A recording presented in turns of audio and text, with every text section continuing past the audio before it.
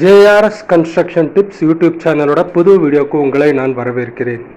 இந்த வீடியோவில் WPC door அதை பற்றி தான் பேச போகிறோம். WPC அப்படின்னா வுட் பிளாஸ்டிக் காம்போசைட், மரமும் பிளாஸ்டிக்கும் கலந்து உருவாக்கப்பட்ட ஒரு மெட்டீரியலில் பண்ண டோர் தான் WPC டோர் அப்படின்வாங்க.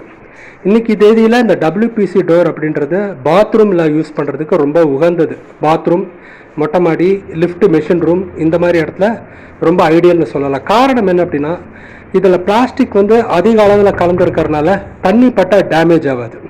இன்றைக்கி தேதியில் பெரும்பாலும் பாத்ரூமில் PVC பிளாஸ்டிக்கில் பண்ண டோரை ஃபிட் பண்ணுறாங்க.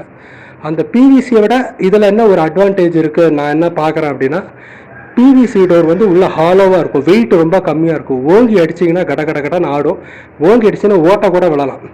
பட் இது அந்த மாதிரி ஆகாது. ஏன்னா உள்ளே சாலிட் மாஸாக இருக்குது, தட்டி பார்த்தா உள்ள நல்லா ஹார்டாக இருக்கிறது தெரியும். ஸோ ஓங்கி குத்தினாலாம் ஒன்றாவது. இதுதான் ஒரு பெரிய அட்வான்டேஜாக நான் பார்க்குறேன். இது பார்த்தீங்கன்னா ரெடிமேடாக, ஃபேக்ட்ரி மேடாக, ரெடிமேடாக ஒரு ஸ்டாண்டர்ட் ஷேப்பில், சைஸில் வருது. நீங்கள் அப்படியே எடுத்து ஃபிட் பண்ணிக்கலாம், உங்கள் பாத்ரூமில் ஃபிட் பண்ணிக்கலாம், ஸ்க்ரூ மாட்டி ஹிஞ்ச் மாட்டி ஃபிட் பண்ணிக்கலாம். இல்லை கொஞ்சம் ஆல்ட்ரு பண்ணுன்னா கொஞ்சம் வெட்டி அந்த டோரோட ஃப்ரேம்க்கு இருக்கிற மாதிரி நீங்கள் ஃபிட் பண்ணிக்கலாம் அப்படின்றதான். இதில் மற்றபடி நிறைய அட்வான்டேஜ் இருக்குது. இந்த கரையான் வர்றது, அந்த மாதிரி விஷயங்களெல்லாம் இது தடுக்கும் அப்படின்றதான்.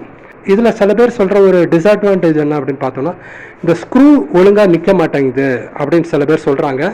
ஸ்க்ரூ நிற்கும், அதுக்கு ஒரு மெத்தடில் பண்ணணும். வழக்கமான வுட்டு டோரில் பண்ணுற மாதிரி பண்ணக்கூடாது.